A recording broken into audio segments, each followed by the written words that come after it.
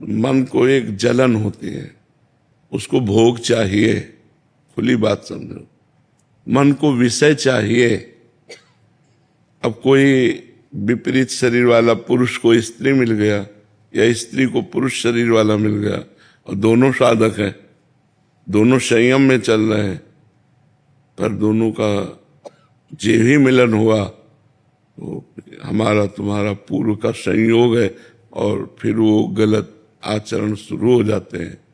तो हमें लगता है कि इसीलिए गुरु आज्ञा में रहना अनिवार्य है, गुरुजनों की आज्ञा में रह करके कि अगर ऐसा है कि भगवान का हमारा आपका संयोग है तो चलो गुरु जी के पास और उनसे हाँ करवा दो।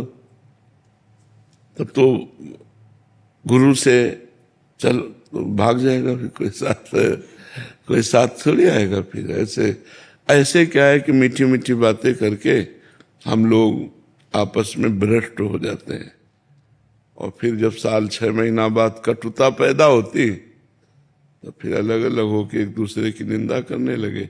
फिर साल 6 महीना रहे तो फिर वो याद आने लगता है विषय सेवन, जहां विषय सेवन याद आया फिर वो काम जगा, फिर दूसरा कोई मिल गया, फिर भ्रष्ट हो गया।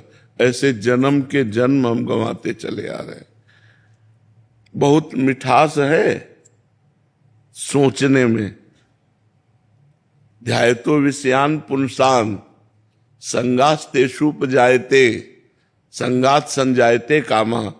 ये बात बहुत समझनी साधक साधिकाओं को कि अगर आप वास्तविक भगवत प्राप्ति करना चाहते हैं और विपरीत शरीर का संग करेंगे, स्त्री शरीर का संग पुरुष शरीर का स्त्री शरीर, तो बचना असंभव है। चाहे जितनी कसम खा लो और चाहे जितनी पवित्रता से रहने का नियम ले लो, बच नहीं सकते।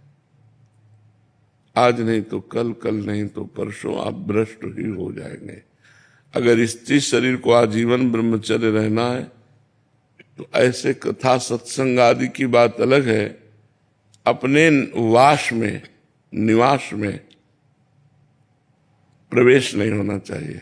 बहुत सारा युवा वर्ग आपसे जुड़ा हुआ है, कॉलेज के बच्चे जुड़े हैं, वो नए नए बच्चे हैं, बाहर से आते हैं। तो प्रायः हम आपको बताएं ना, ये गंदगी बहुत फैल रही कि हम तुम साधक हैं। जी महाराज जी, वो संग तो अच्छे के लिए हुआ, दोनों भगवत प्राप्ति के मार्ग पे चलेंगे, फिर वो कुसंग में परिणित हो गया। हाँ, अब जैसे नई नई बच्चियां नए नए बच्चे भजन करना चाहते हैं, अब अंदर इंद्रियों की विलासिता मांग कर रही भोगों की, तो कहीं ना कहीं आकर्षण हुआ, वो भजन नहीं। वो पर बचना चाहे तो बच सकता है, जब आप ही नहीं बचना चाहते तो कौन बचा सकता है।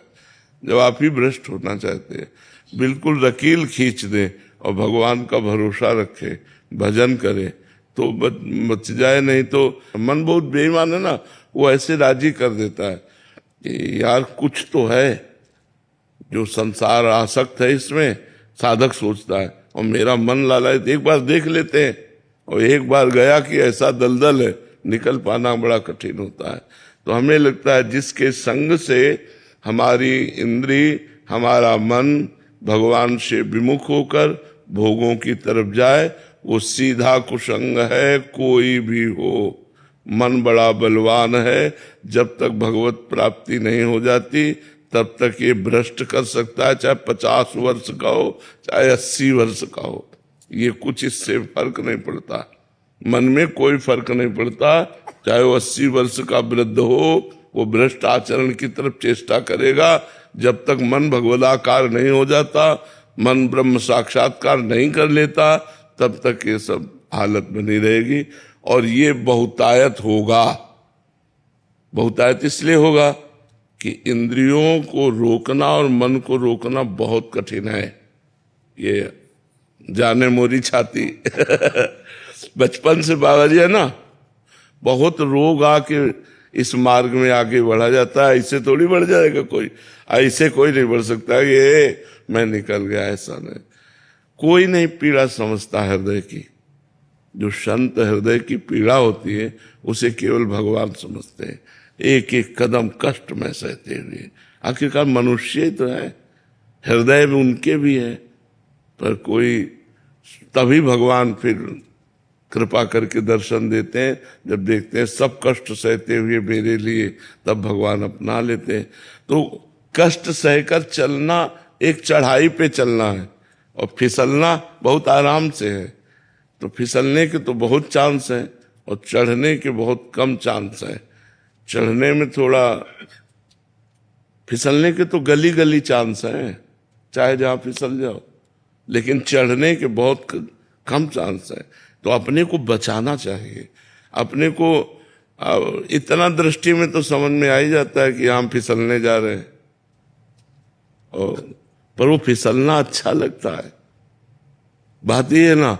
इसलिए साधुकों से प्रार्थना है कि गृहस्थ धर्म को अपना करके चलो, पाप कर्म मत करो।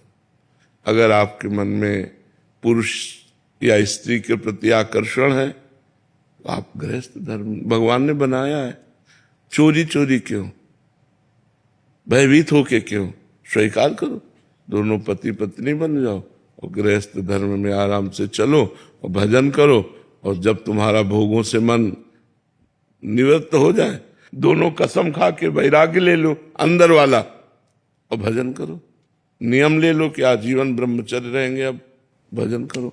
वो तो ठीक हमें लगा, लेकिन ऐसे इधर उधर दृष्टि मारना हो, ये सब तो चाहे बच्ची हो चाहे बच्चा हो, चाहे साधक हो चाहे साधिका हो, हम प्रार्थना करते हैं कि यदि विरक्त मार्ग में कदम रखो तो आजीवन जलना है। ये हमारा शब्द याद रख लो,